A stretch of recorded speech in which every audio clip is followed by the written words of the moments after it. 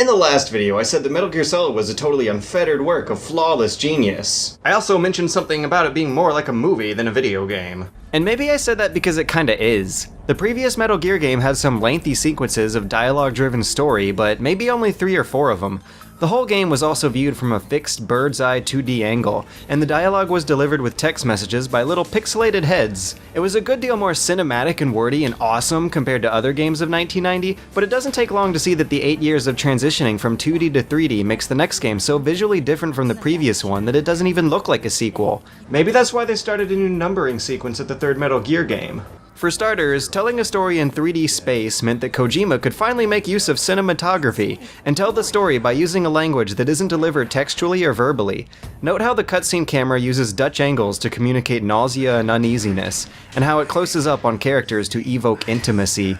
The 3D camera works hard to make these shots aesthetically pleasing, and these 3D character models are capable of flexibly posing for these shots from any angle. Their speech is also delivered in sync with the music, and sometimes the camera reinforces what they're saying by focusing on specific props. Speaking of which, another big deal was the voice acting. When these characters talk, you now have to look them in the face and listen. Sure, their faces kind of look like potatoes, but it's a much more organic way of communicating things to the player than through text boxes. Except when this happens... Okay, so the codec cutscenes are pretty much text boxes, but at least they're efficient. The longest conversations in the game happen between, well, 2 pixelated heads who read their text messages out loud, and it mostly serves as a way to ensure that a story as large and detailed as this one can get snuck in there without the developers having to go to the effort of scripting out even more big, elaborate cutscenes. Again, it's not effective, elegant, or consistent, especially since way in the beginning you actually have a codec conversation outside of the black screen, but it's efficient enough to work. But having cutscenes, vocal conversations, and cinematography also means that these characters get to act. You get a good sense of these guys' personalities just by how they deliver lines, and for the most part, the game ends up being a collage of previous influences because of it. Solid Snake himself is a suave ladies' man spy who's also a bandana-wearing homicidal gunslinger. For his personality, Kojima assembled together an equal mix of James Bond, Rambo, and Kurt Russell. It's true, Snake was named after Snake Plissken from Escape from New York, and when you go back and watch this movie and then play this movie, the resemblance between the 2 snakes is uncanny, right down to how they both have conversations by asking questions with incomplete sentences. About an hour ago, a small jet went down inside New York City. The president was on board. President of what? What soldiers? 24 hours, huh? Video game players, huh? I don't like needles. What's wrong? You don't like shots? So the story is a pastiche of poppy, pulpy, pedestrian entertainment influences, and it's also somewhat of a new spin-off series based off the old Metal Gears with a new audience, new platform, and a new numbering scheme and story. For the most part, you don't need to know what happened in the MSX games to get into this one, it's mostly explained for you. However, it still had to deal with a bunch of backstory baggage that happened in Metal Gear 2. You see, Metal Gear 2 was made in 1990 but was supposed to take place in 1999. There was still 1 year of Soviet Union left, and this is why the game has all those references to the Berlin Wall and the Cold War still happening in 1999. It also takes place in a kind of utopian version of 1999, where the entire world, despite still being divided between 2 giant competing superpowers, throws away their nuclear arsenal and then everyone gets really surprised when Big Boss shows up with his. So then we have Metal Gear Solid, which takes place in 2005 even though the game was made in 1998. This lets it get away with including all sorts of fantasy future tech like holograms, nanomachines, virtual reality, stealth camo, cyborg ninjas, and giant robot dinosaurs. Apparently there's also this huge army of genome soldiers running around who have their DNA rearranged to make them better soldiers, which would sound far-fetched if it actually wasn't. So where does all the backstory baggage from Metal Gear 2 fit into this game? To be fair, not all of it does, because it's retconned. Now here's a brief word on retconning. To put it simply, a retcon, or retroactive continuity, is what happens when fiction authors contradict the continuity of previous works set in the same universe. For Metal Gear fans, the term quickly came to prominence shortly after the release of Metal Gear Solid 4, but the games have been doing this all the way since the beginning. In the included summation of previous games, Metal Gear Solid makes no mention of the whole world abandoning their nukes. In fact, the game goes out of its way to establish that the world is in just the opposite situation. They also have this hilarious mistranslation of Holly's name. But the biggest glaring contradiction of all is the supposed Darth Vader moment that happened in the last game. Wait. There was a man who said he was my father. Where is he? Dead. By my own hand. It happened in Zanzibar 6 years ago. No, it didn't! Was Big Boss really your father? That's what he said. No, he didn't! You're just making that up because it's dramatic! The whole Metal Gear Solid series starts and ends with the life and death of Big Boss, with his prequel games taking place in Cold War jungle settings and the sequel games having you play as his clones in cyberpunky settings. It's like we're expected to know beforehand that Solid Snake was told that he was Big Boss's cloned son, but in the first two games, none of that actually happened. Big Boss is just a bad guy without any real familial relation or sympathetic motives to the hero. He just does villainous shit cause that's what he feels his role is.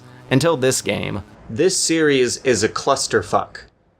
But I'm trying to make a fake fictional timeline to keep track of its fake fictional continuity. What does happen in this game is that the Foxhound unit from the previous games goes rogue 6 years later and takes over a secretive Area 51-esque facility in the middle of nowhere, also known as Alaska. Liquid Snake is leading them, and the Pentagon puts Colonel Roy Campbell on the case, who decides that the only state of matter that can counter Liquid is solid.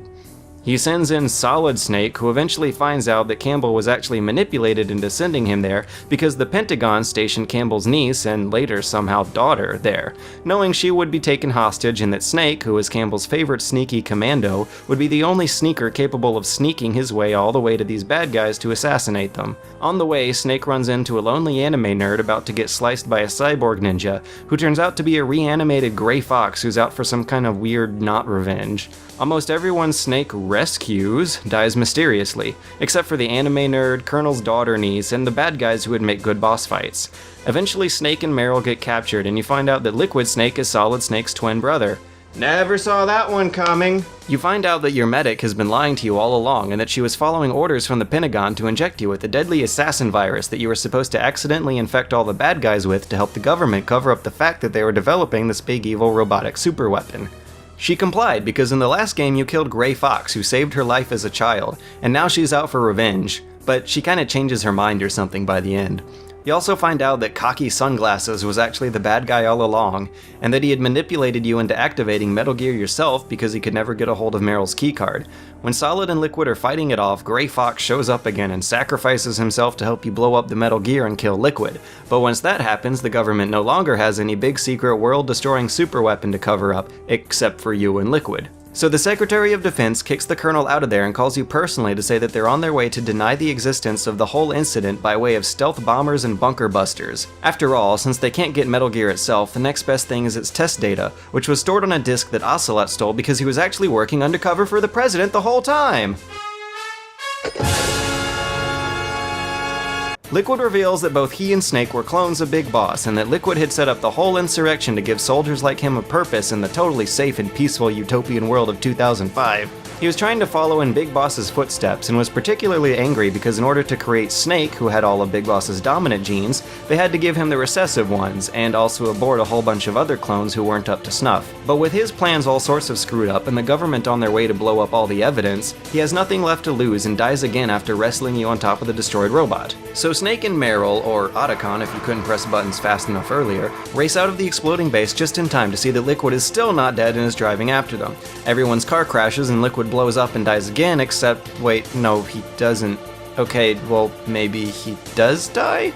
But he didn't die from the rocket launchers or from a 12-story fall or from hundreds of bullets or from an exploding car crash. Nope.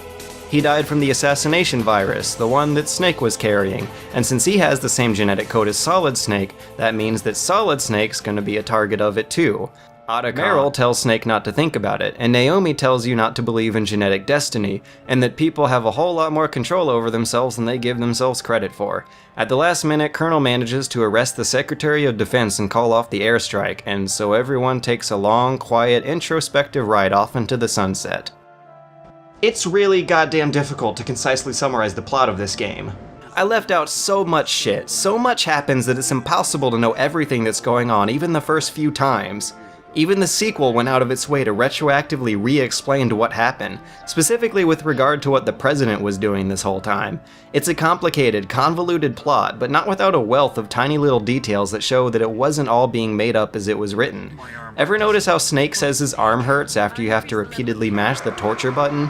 Or how Ocelot wears an American cowboy outfit and names himself after an American cat despite supposedly being Russian? Or how they talk about turning Metal Gear off with the PAL card right in front of Snake because they know he's listening in? The list goes on. It's really impressive just how meticulously detailed this plot is, and that's really the defining feature of the game. Only problem is that it seems like they spent a whole lot less time thinking about the game supporting that plot. After all, a lot of this game's big set-piece moments and its overall pacing were just recycled from the last one. You've got a fight with a mysterious ninja who's actually a dead character from the previous game. You shoot down a Hind D with Stinger missiles. Both games take place across 3 multi-floor buildings with short outdoor transitions between them. In the first building of both games, there's an arsenal basement with a very similar floor plan. You eventually catch up to a woman soldier wearing a disguise and give her a talk in the bathroom. Then she gets shot down at a choke point shortly after. Then you climb up 10 flights of stairs with infinite guards chasing after you for no reason, presumably to think about the girl getting shot down. Then you get ambushed by 4 dudes in an elevator. Just before the end of both games, you have a fist fight with a big bad, and even after the final boss fight, you and the love interest sprint out of some underground corridors just in the nick of time. It might be illogical for me to say something like this in retrospect, but would I be wrong for thinking that this game played better in 2D than 3D? I mean, don't hate on me too hard. The story's awesome. The story's timeless and amazing and genius and all that.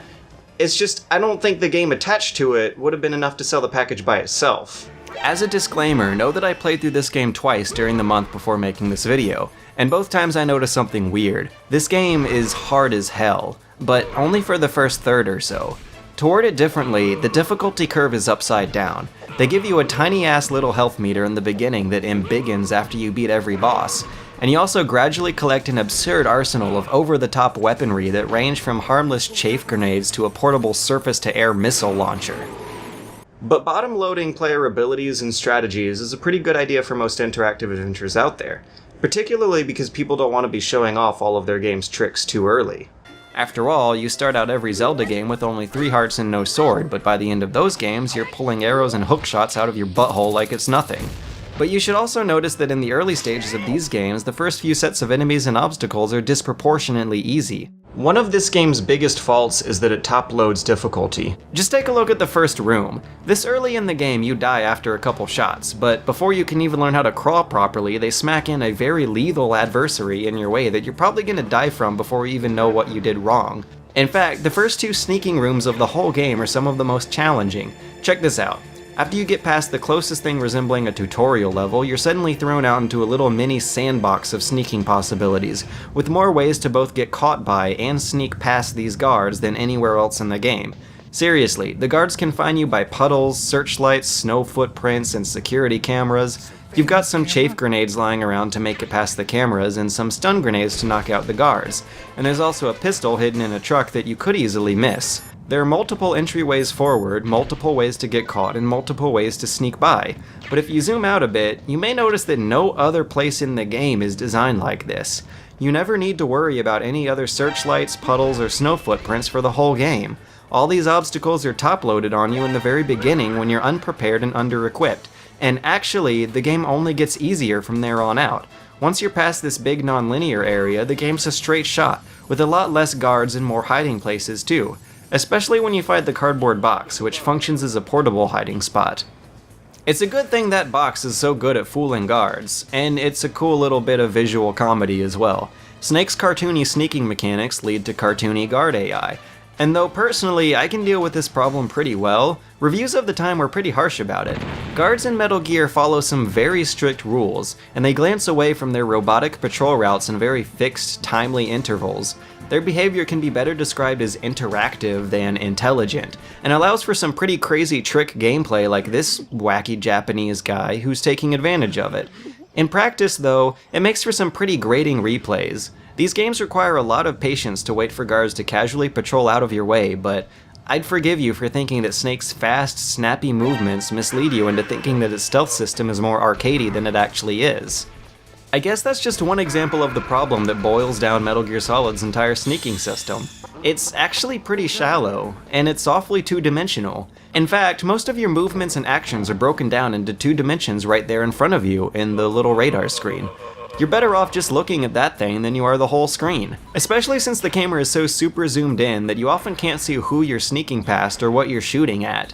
And that's another thing, games got bad combat. I guess that's kind of expected in a stealth game. After all, isn't that one of the genre's defining features? But I mean, whatever, you just can't see what you're shooting at. You have to rely on Snake to auto-aim at bad guys that are out of the frame. And this was never a problem in the 2D games where you could literally see everything important all at once. And again, it's a stealth game, so complaining about bad combat isn't really appropriate since you're not supposed to get caught, but Metal Gear Solid forces the bad combat on you. Like the section where you have to climb up the 2 towers. Seriously, does anyone remember this shit? Go back and play it, please. You have no choice but to shoot or grenade your way through these guards. And it's too damn bad that the auto-aim doesn't account for elevation, cause for 10 whole flights of stairs, you're almost always getting shot at by guards from the 2 directions that Snake can't aim at.